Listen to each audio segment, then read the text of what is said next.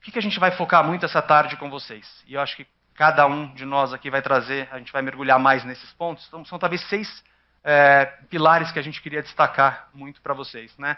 Talvez, primeiro, um mercado gigante e pujante, né? A gente viu, muitos podem ter visto no último dia 15, na semana passada, segundo a ONU, a gente atingiu 8 bilhões de pessoas no planeta, né?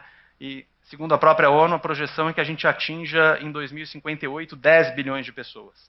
A gente precisa alimentar essa turma toda. Tem também aumento de renda. Então, a expectativa é de uma necessidade de 60% a mais de alimentos. O Brasil, naturalmente, tem um papel-chave nesse processo, né? É o celeiro do mundo, já é um dos maiores produtores ou exportadores de alguma das principais commodities, soja, milho, açúcar, café, suco de laranja, proteínas, né? E, mais do que isso, acho que o crescimento vem daqui. Então, é não só esse crescimento que já aconteceu, primeiro deixa um potencial que a gente vai explorar mais, o Piero vai falar, que é todo o potencial de crescimento de armazenagem, mas daqui para frente, eu acho que ainda mais, né? O Brasil tem muita tecnologia, muito inovação, o aumento de produtividade aqui é maior do que em outros países, o que permitiu também diferenciais que, por exemplo, a gente só consegue perceber no Brasil, que é a existência de 2 safras no mesmo ano. Então, o crescimento, não só a gente já é muito relevante, como vem muito crescimento daqui.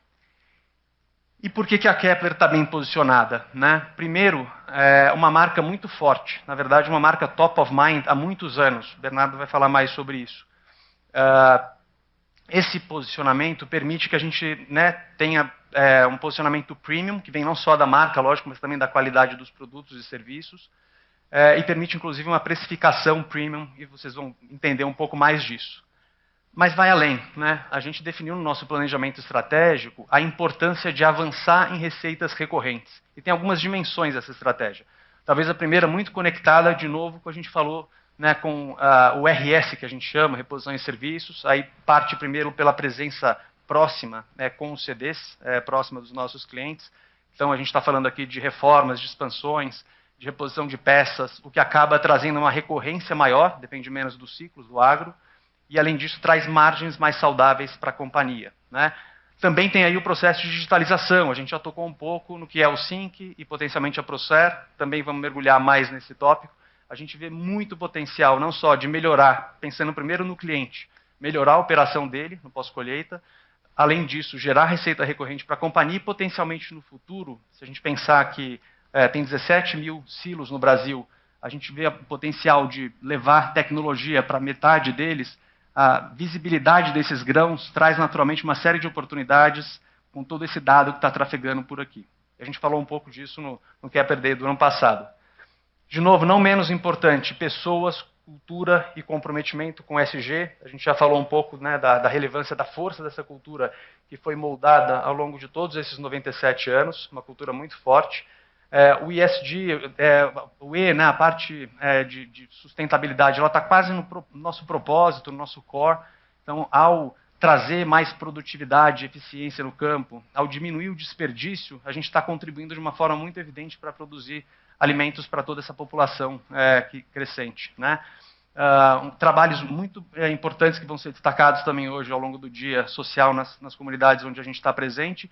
E do ponto de vista de governança também, acho que temos avançado muito, é um trabalho, tenho até colegas aqui do Conselho também, temos avançado muito, desde o processo de avaliação de Conselho, e mais recentemente anunciamos a migração para o novo mercado, um nível de governança máximo aqui no Brasil. E por fim, para viabilizar isso tudo, talvez das maiores, melhores e mais eficientes estruturas, com as 2 plantas que eu já mencionei, que nos posiciona muito bem para entregar esse produto de qualidade, produto e serviço de qualidade para os nossos clientes. Falando nos clientes, na verdade, melhor do que eu ou qualquer outro falar, por que a gente não escuta o que eles mesmos têm para falar para a gente sobre a percepção em relação a Kepler e nossos produtos e serviços?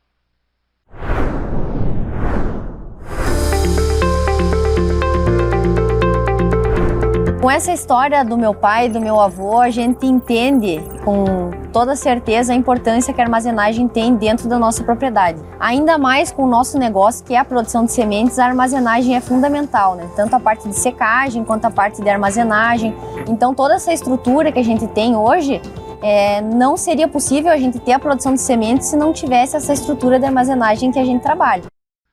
Vamos lá então, pessoal. O mercado, o Marcelo já percorreu um pouquinho, rapidamente, esses pontos da nossa tese. Vamos fazer um detalhamento de cada um. Eu e o Bernardo vamos fazer esse detalhamento. Vamos em frente, então. Bom, mercado gigante e pujante. O que é isso? Eu acho que tem uma questão macro, né, estrutural, muito maior do que só o Brasil, né? Crescimento populacional, que nem o Marcelo já falou. Grande crescimento populacional no mundo, né? Ásia, África, a China aqui não está muito grande, né? Já foi, mas tem aqui um movimento muito grande para a classe média. Nos últimos 10, 15 anos, 500 milhões de chineses entraram na classe média. Tem aqui Índia, grande potencial. Então, quer dizer, esse crescimento populacional vai levar a maior demanda de alimentos, com certeza. E está diretamente na nossa cadeia de suprimentos. Marcelo já falou, né? 8 bilhões e meio de pessoas em 2030. Semana passada foram 8 bilhões, né? Se a gente olhar aqui, além do crescimento, tem uma tendência bastante clara, né? Maior urbanização, né? O que aconteceu na China, o que aconteceu no Brasil na década de 70. O pessoal migra do campo para a cidade, mão de obra mais especializada, maiores salários, deixam de ser uma agricultura de sobrevivência, né? Questão do franguinho no fundo de quintal, vai ser dentro da cidade, com salários melhores e dependendo de cadeias globais de suprimento. Né? Com isso que acontece, né? A gente tem que fornecer alimento para essa turma, eles ganham um pouco mais, aqui no Brasil a gente chama de mistura, né? Arroz, feijão e carne, proteína. Frango, ovo, laticínios, suíno, é isso que aconteceu na China nos últimos 10, 15 anos. 500 milhões de pessoas comendo proteína, um pouco mais de proteína. Então, é uma tendência estrutural, né? Aumento da renda, padrão de consumo.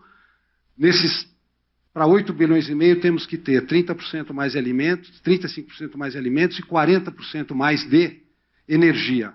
Também estamos na energia, né? Porque etanol de milho, meio ambiente, Toyota e Volkswagen definiram como padrão para o Brasil etanol, carro híbrido a etanol. Etanol de milho é uma realidade. A gente está vendo muitos projetos saírem do papel e irmos para o etanol de milho e nós somos parte integrante desse processo. Vamos lá. Em termos práticos, então, um exemplo aqui, o principal exemplo atual, é o crescimento nesses alimentos, o exemplo da China. A China, em 10 anos, passou de 10 milhões da necessidade de importação de soja para 100 milhões de toneladas de importação. Né? Para quê? Para manter o rebanho suíno dela funcionando, né? E alimentando o pessoal. Metade disso aqui é Brasil que fornece. Né? 40% das nossas exportações da produção de agronegócio são exportadas.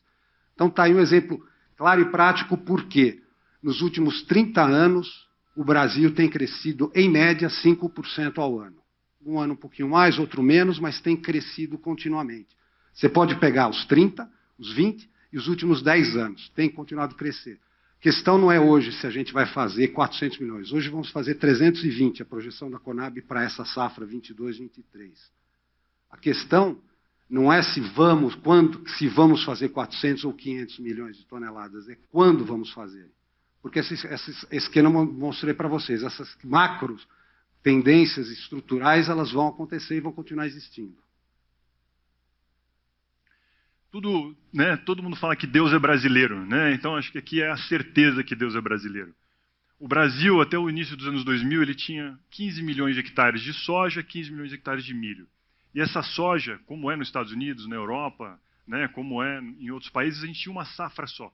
Né? Tinha ali a safra de soja ocupando 150 dias, era o ciclo normal de uma variedade de soja, era 150 dias, ocupava praticamente toda a chuva do período. Os agricultores foram pedindo, quero uma variedade mais curta, prazo mais curto. Né? As empresas de semente foram desenvolvendo, primeiro no Paraná, em algumas regiões, isso foi expandindo pelo Brasil. Hoje, qual que é a realidade que a gente tem? A gente tem uma safra de soja com ciclo de menos de 100 dias. Esse é o grande milagre brasileiro, é isso que nos torna mais competitivo, né? O país, sem dúvida, mais competitivo dentro do agronegócio. A gente tem uma safra de soja que ocupa 100 dias, e aí abriu espaço para uma segunda safra, dentro com a mesma chuva, dentro do mesmo território, o mesmo trator, o mesmo funcionário, a gente consegue fazer uma segunda safra de milho, né, aproveitando as chuvas aqui, e aí depois, nesse período seco, ele já está maturando e não precisa mais de tanta chuva. Esse fenômeno, turma, é único do Brasil. Quando a gente fala o agronegócio brasileiro, é isso aqui que nos diferencia de todo o resto. E a Rússia, a Ucrânia, Estados Unidos, Canadá nunca vão ter isso porque eles têm um inverno rigoroso, né? Então, realmente, está comprovado aqui que Deus é brasileiro. E qual que é a consequência disso? Quando a gente olha, né, no detalhe aqui para a produção de milho, os mais antigos aqui, né, tem alguns que são mais antigos, a gente chamava essa segunda safra de milho de safrinha. Né? Por isso, daí vem o nome. Né? Ali, ó, eu estava na faculdade, aqui 20 anos atrás, a safrinha de milho. Era 10% da safra total. Era uma coisa, era pequeno, de alto risco, ali, marginal.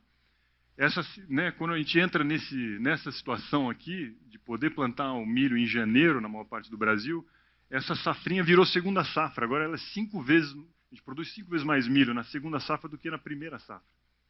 E, olhando, o que isso quer dizer, como é que isso se traduz? Então, a gente reciclando aquele período de chuva, reciclando aquele solo, aquela propriedade, a gente já produz mais milho na segunda safra do que toda a União Europeia junta. Então, pensa, Alemanha, Espanha, França, países grandes, importantes, produzem a mesma quantidade de milho que a gente produz numa segunda safra. Né? Então, em termos de sustentabilidade, ecologia, não tem melhor. E tem uma coisa interessante também, agronomicamente, a soja que é plantada depois do milho, ela é melhor, ela é mais feliz, ela gosta da matéria orgânica do milho. Então, é uma interação incrível. E aí, trazendo para o nosso negócio, quais são as 3 grandes consequências desse fenômeno? Né? Acho que a gente tocou um pouquinho já no primeiro, que é uma produção gigantesca, um crescimento, a gente cresce a taxas chinesas aqui, né? Então, o nosso negócio cresce a quase 6% ao ano, consistentemente. É um mercado abundante. Então, a gente precisa de armazenagem na fazenda. O Piero comentou sobre agroindústrias. Né? Hoje, a gente tem etanol de milho sendo produzido. As maiores plantas do mundo de etanol de milho estão sendo desenvolvidas aqui no Brasil, e a Kepler participa disso. Está acabando de entregar uma em Dourados. Então, tem um mercado abundante. A gente vai ver depois também importos, né, que você exporta. Então, toda a cadeia se alavanca nisso. O segundo ponto fundamental dessa história é a competitividade do agricultor, né, por questões óbvias. Então, se com o mesmo funcionário, a mesma propriedade, os mesmos ativos, ele consegue ter 2 safras, isso traz uma resiliência muito grande. O agricultor brasileiro hoje ele tem uma rentabilidade 2 vezes maior, 2 a 3 vezes maior do que o americano. Então, a coisa pode piorar muito, que o agricultor brasileiro ainda vai estar com a cabeça para fora d'água. E o terceiro ponto, turma, que a gente enxerga, a gente viu em várias indústrias um crescimento, né, da velocidade, da potência das máquinas, e no agronegócio não foi diferente. As máquinas também cresceram, aumentaram de potência. O que acontece quando você tem 2 safras? Quando a gente tem essa situação aqui de você precisa correr muito. Quando a gente tinha uma safra só, planta com calma, na hora que chover direitinho, colhe lá no final com calma. Não tinha pressa. Quando você tem 2 safras se intercalando, a gente precisa plantar muito rápido e colher muito rápido, tirar essa soja muito rápido da lavoura para poder chegar plantando milho. E quando você tira essa safra rápido da lavoura, com aquelas colhedeiras enormes, toda a cadeia precisa estar preparada. Então, a cooperativa que está recebendo esse produto, ou o produtor que está recebendo esse produto, ele não pode ter uma fila de caminhão, não pode ter gargalo. Né? Então, isso se reflete para nós em valor agregado, em equipamentos de alto valor agregado, né? É o primeiro ponto. E o segundo ponto é que a gente tem 17, 18 mil unidades armazenadoras espalhadas pelo Brasil, tem um potencial aí de pelo menos 10 mil que precisam ser atualizadas. Né? O agricultor, a gente vai falar mais para frente, mas ou a cooperativa, não é um trator que você compra outro e joga fora, vende o que você tinha. Não, você mantém o que você tem e você atualiza, moderniza ele. Né? Então tem uma oportunidade muito grande aqui quando a gente falar de RS, reposição de serviço, negócios recorrentes. Quando eu estava lá na faculdade, no início dos anos 2000, final dos 90, a gente falava, o agricultor brasileiro ele é muito competitivo dentro da porteira, mas ele perde essa competitividade quando a logística mata ele. E era verdade. Olha lá como é que era se levar uma soja do Mato Grosso para Xangai, $180, comparado com 145 do Midwest americano para Xangai. A evolução, aquele arco norte, as ferrovias. Hoje, você leva uma soja do Mato Grosso, lá do norte do Brasil, do Pará, por $97, contra 110 aqui de Minneapolis, do Midwest americano. Então acabou, gente. O Brasil, né, quando a gente pensa no mundo, fala assim, eu quero investir, eu gosto da tese do agronegócio, investe no Brasil. Né? Ou então, eu vou investir no Brasil, quero investir no Brasil, acredito no Brasil. Qual o negócio mais competitivo? É o agronegócio, sem sombra de dúvida. E aí, esse lugar, esse privilégio, né, essa conquista da Kepler de estar entre as grandes marcas nos traz oportunidades enormes, né, de negócio, e quando a gente fala de receitas recorrentes, é fundamental a gente ter essa posição. E aí, para você falar, pô, mas você é enviesado, você está aí, você é da Kepler, né, sem cor laranja, essa coisa arada. Vamos falar um pouco de dados, né, vamos dividir um pouco, vamos ter uma conversa aqui, dividir um pouco com vocês alguns dados que comprovam essa percepção de que a Kepler é uma empresa fora de série. A primeira, 25 anos top of mind. Né? Vocês todos devem conhecer a pesquisa, que é qual que é a empresa mais conhecida no segmento de armazenagem? Kepler Weber. Há 25 anos consecutivos, é a única empresa que está lá há 25 anos consecutivos. Aí, voltando aqui, né? Premium price, de 10% a 25%. Também é outro privilégio, né, que eu imagino que tem Audi, BMW, tem esse premium price aqui de oportunidade, que é o nosso caso. Vocês viram o cliente falando. Eu escutei, meu primeiro dia na Kepler foi dia 1º de dezembro de 2021. No primeiro dia a gente recebeu o Walter Longo, o Otto Longo, grande cliente da região da Bahia. Ele veio e falou, está aqui o orçamento do concorrente, eu pago 10% a mais para vocês. Então isso a gente escuta todo dia. Isso né, não é algo que a gente pensa que é assim. Né, o premium price ele existe de fato. Outro ponto que chama muito a atenção é a recorrência. Então, 70% dos nossos clientes são clientes Kepler. 70% das vendas que a gente tem em 22 foram clientes Kepler. Isso é um índice de iPhone. O camarada que tem um iPhone dificilmente vai para o Samsung. É a mesma coisa que Kepler Weber. Ele tem Kepler Weber, ele vai querer ter Kepler Weber de novo. Ele vê a qualidade, ele sabe da eficiência, ele sabe que quebra menos, ele sabe que funciona melhor. Tem o centro de distribuição, que a gente vai falar mais quando a gente fala de recorrência, e tem aqui um market share de 40%, que você fala assim, pô, podia ser mais, sempre pode ser mais, mas ele é 3 vezes maior do que o segundo colocado. Então, um destaque aí, uma força muito grande para a nossa presença. Segunda coisa que chamou muita atenção na Disney é a capacidade deles de gerar negócio em volta do negócio deles. Né? Então, o negócio deles ali é o Mickey, é o parque. A forma que eles capitalizam aquele negócio é incrível. Né? Eu percebi lá, antes de ir para a Disney, eu já estava pagando o Disney Plus. Cheguei lá, fiquei no hotel da Disney, paguei para entrar no parque, paguei para andar na fila rápida, passa na frente do castelo, tem um cara com a câmera fotográfica desse tamanho, a esposa obriga você a tirar foto com a família, tira foto, $15, visita a princesa, sai, compra a tiara, então é um sem fim que eles fazem com a gente ali naquele negócio. E a gente pensou isso para a Kepler também. A Kepler é a Disney do agronegócio. A gente tem os parques de diversão. Nós temos 10 mil parques de diversão no Brasil, instalados já. Então, como é que a gente capitaliza em volta disso? Né? Quais são as formas de a gente ter receitas recorrentes em volta desse parque de diversão que se chama Kepler Weber? Né?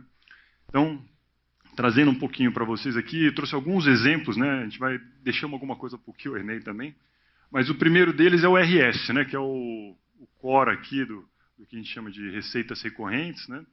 E o RS tem duas grandes partes e uma pequena que a gente acredita que vai crescer bastante.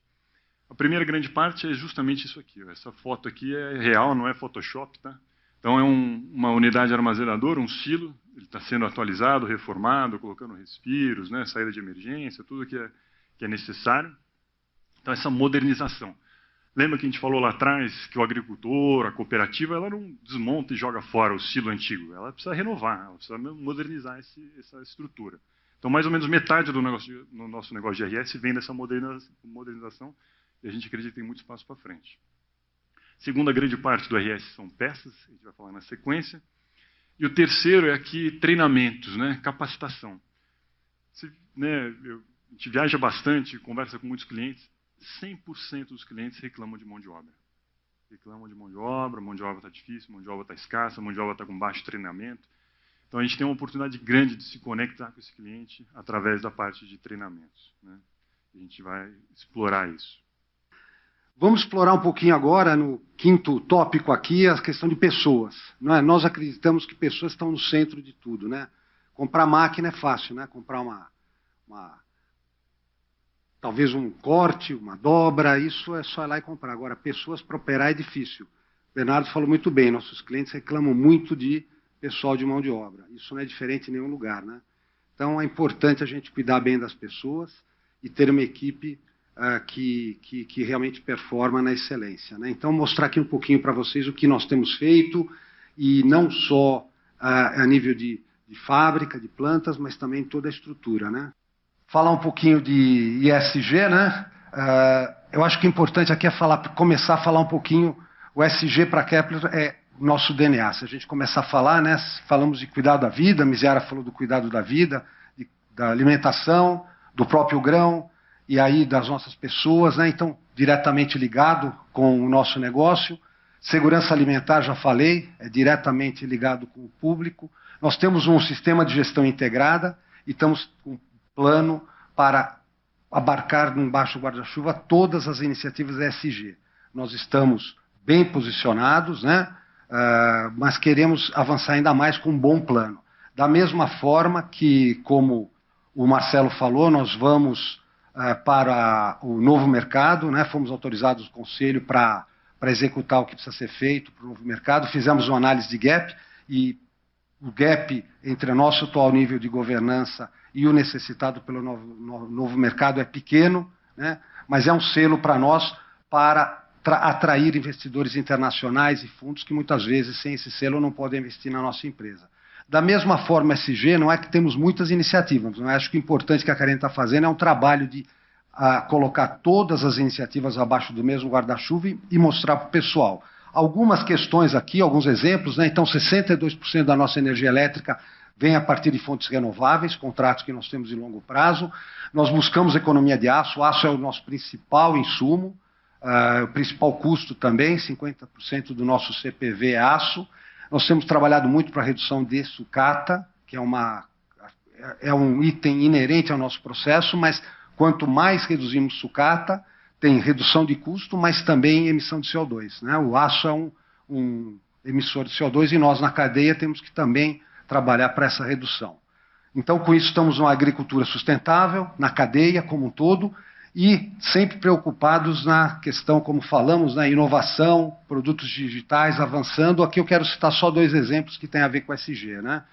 O nosso secador, KW Max, é um secador melhor eficiência térmica e melhor eficiência elétrica. Com isso, é evidente que os nossos clientes valorizam menor custo de operação, mas também tem um impacto no meio ambiente. Maior eficiência, no futuro, eles vão poder computar isso nos seus relatórios ESG deles também. E um outro exemplo singelo, pequeno, mas é a rosca varredora. Quando o silo é esvaziado, ele sempre sobra um pouco e tem uma rosca varredora que opera dentro do silo. Então, antigamente, essa rosca varredora precisava entrar uma pessoa, ambiente confinado e de maior periculosidade. Com essa nova rosca varredora, não vai precisar entrar nenhuma pessoa no silo. Com isso, eleva-se o nível de segurança. Pensar nos 17 mil plantas aí, o potencial que a gente tem para a nossa, falando de negócio agora, né? A nossa área de IRS vender essas roscas varredoras, fazer o upgrade de segurança nas roscas varredoras. Então tem um apelo muito forte na questão de SG, mas também um apelo muito forte de negócios, né? E por último, talvez o que eu queira frisar é que eu acho que o SG é importantíssimo, como falamos, para atender uma sociedade mais justa, participar das comunidades. Participamos muito em termos sociais das 2 comunidades que estamos presentes, Panambi e Campo Grande, mas eu acho que o SG é uma excelente ferramenta para o management da companhia gerir os riscos, né? A gente tem que ter uma preocupação de olhar os riscos, que é sustentabilidade.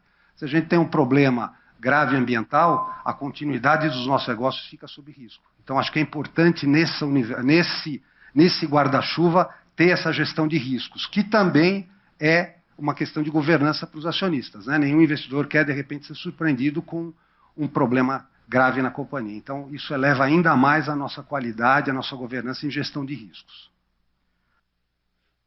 Então, vamos falar um pouquinho de fábricas e da infraestrutura, que nem o Evandro falou. Rapidamente, temos 2 fábricas, né? Uma no noroeste do Rio Grande do Sul, em Panambi, próximo a Passo Fundo, e a outra em Campo Grande. E como o Bernardo falou, temos os 7 centros de distribuição distribuídos nas áreas produtoras. Ali tem o detalhe de cada um dos nossos centros, em cima realmente da área produtora de grãos. Então, vou convidar vocês para essa viagem, rápida viagem, para as nossas fábricas, e depois eu faço alguns comentários.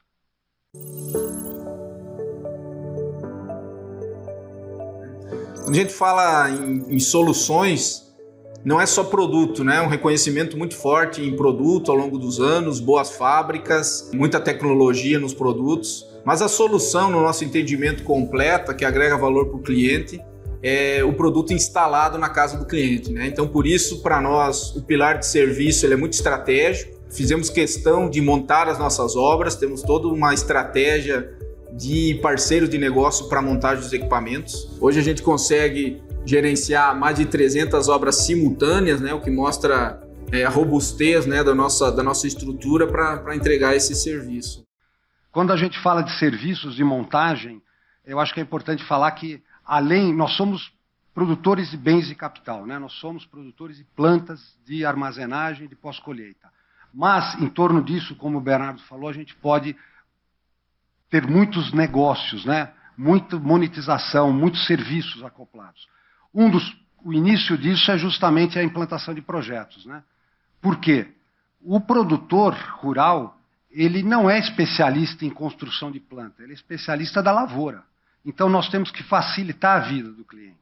Hoje, 80% das nossas obras são gerenciadas por nós. Somos nós os responsáveis pela montagem. Porque, na prática, o produtor rural ele quer uma planta que esteja funcionando, ele não quer pedaços. O secador é muito bom, mas está lá desmontado. Não, o secador tem que estar montado e funcionando. Então, nós acompanhamos todo esse ciclo, fazemos o posto em marcha, que é importante, treinamento, que nem o Bernardo falou, esses centros de distribuição, nós queremos transformá-los em centros Kepler de excelência, para aí a gente poder fazer treinamento, fazer uma série de atividades nesses centros, trazer o produtor mais próximo da gente. Então, treinamento, posto em marcha, estamos com o processo de oferecendo garantia estendida para os nossos clientes, ou seja, a gente continua na jornada do cliente, dando manutenção, assistência técnica. Então, nós procuramos facilitar a vida do produtor rural, dos nossos clientes, e acompanhá-lo em toda a nossa jornada.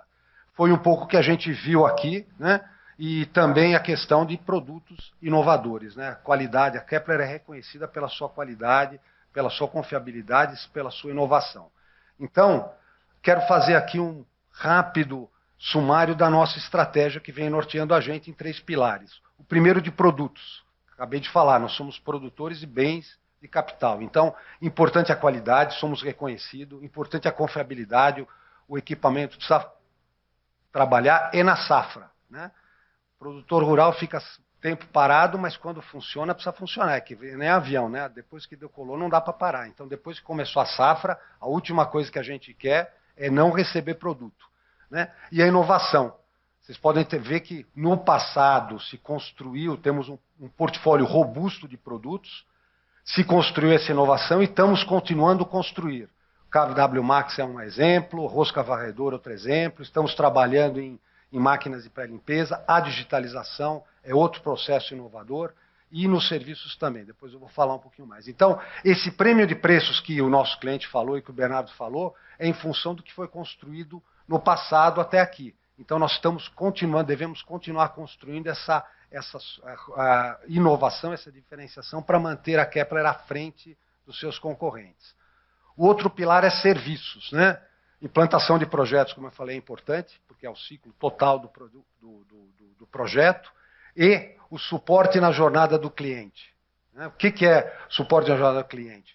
Peças, assistência técnica, o Bernardo falou, digitalização, suportar o cliente na conservação do grão, na operação do secador, na manutenção do equipamento. Tudo isso é serviço para o cliente que eu tenho certeza que ele vai pagar com bastante prazer, porque tudo isso é traduzido em melhor rentabilidade, melhor operação e no negócio dele. Nós estamos no negócio que é business to business, quer dizer, ele tem que ganhar para nós ganharmos. Então, se a gente oferece serviços e produtos que ele ganha, a gente pode cobrar isso daqui. Então, segundo pilar, serviços.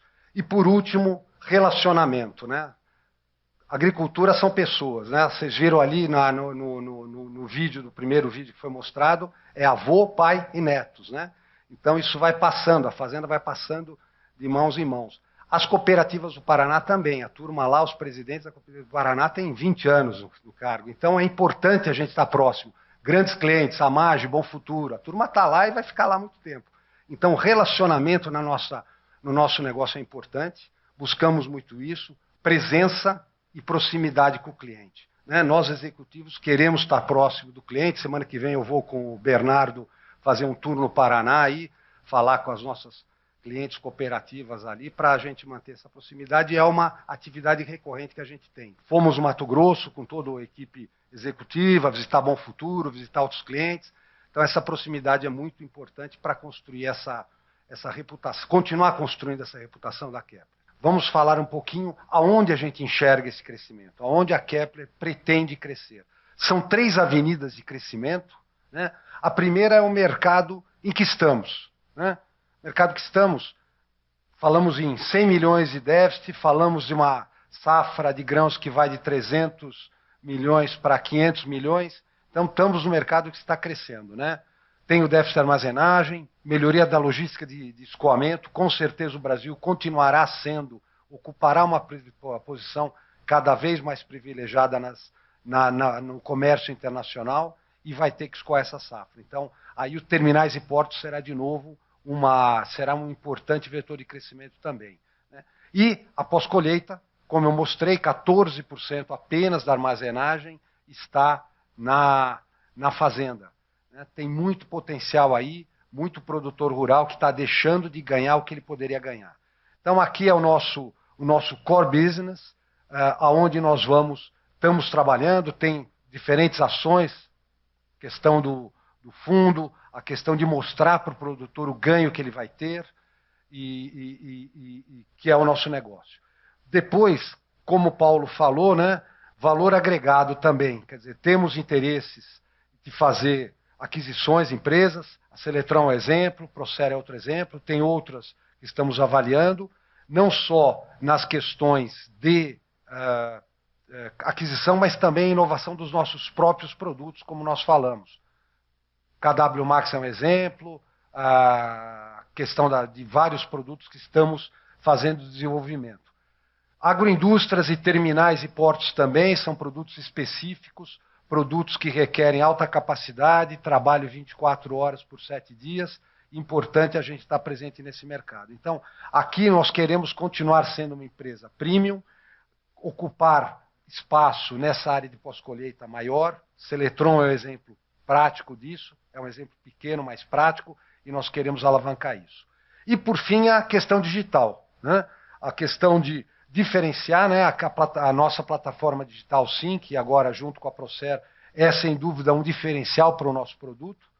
É importante para o produto ter essa conexão, ter essa questão de dados, gerenciamento, agenciamento remoto e suporte na operação do secador, na operação da planta, na conservação do grão, mas ele abre uma imensa avenida de crescimento de outros serviços, né? Como o próprio Bernardo falou, alavancar toda a nossa questão de manutenção. Quer dizer, a gente poder saber o que precisa sem estar lá, né?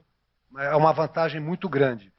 E depois todos os outros territórios também, além da operação, manutenção, que é o nosso core, todas as outras avenidas de crescimento, como, por exemplo, certificação, a questão de banco, garantia para os bancos, né? Nós podemos colocar lá sensores e linkar, né, nesse repositório de dados, nessa avenida de dados, esse tráfego, disponibilizar essas informações e monetizar esse valor aí, esse serviço para os nossos clientes e para terceiros também. Bom, então são essas 3 grandes avenidas de crescimento. Aquisições, a gente acredita, o Paulo falou muito bem, colocou bem, que não queremos fazer turnaround, a gente acredita em empresas, em produtos premium que possam entrar na nossa plataforma de produtos e ser um alavancador de negócios, ter sinergia com as operações que nós já temos. Nós temos uma cobertura de vendas excepcional no Brasil, alavancar essa cobertura comercial, esse acesso ao mercado com novos produtos, as fábricas que têm capacidade de fazer expansões com investimentos marginais. Então, é aqui que serão os grandes crescimentos da Kepler.